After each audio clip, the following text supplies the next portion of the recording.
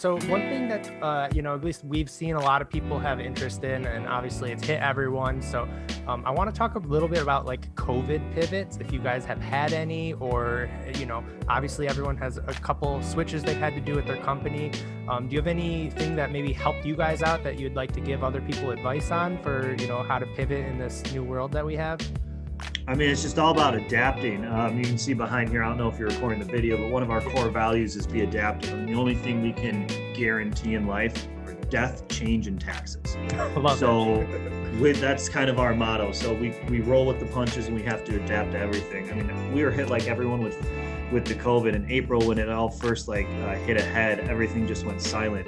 But then we got 9 inches of rain in May and the whole thing blew back up. And then before you know it, everyone's working from home, getting stimulus checks or on their unemployment. So they still have money coming in. So they're still fixing their homes, still doing the things they need to do. Yeah. The things that really impacted us is when employees would get COVID.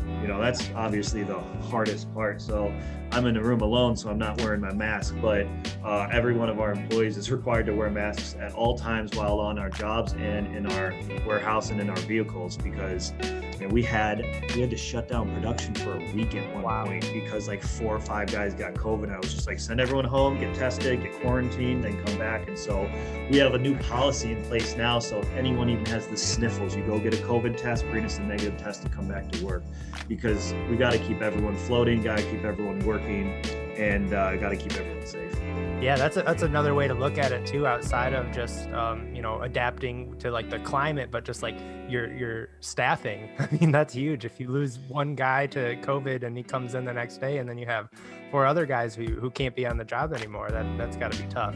But now you ironed out a pretty good system now.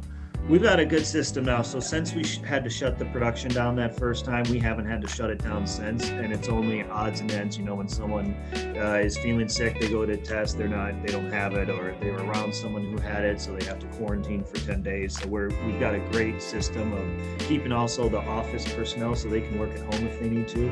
And we've been able to adapt. Like a lot of companies, we found out that a few of our jobs in here you can do from home, and if it helps for both the employees and us, I don't really mind, as long as it keeps everyone safe and keeps us all productive.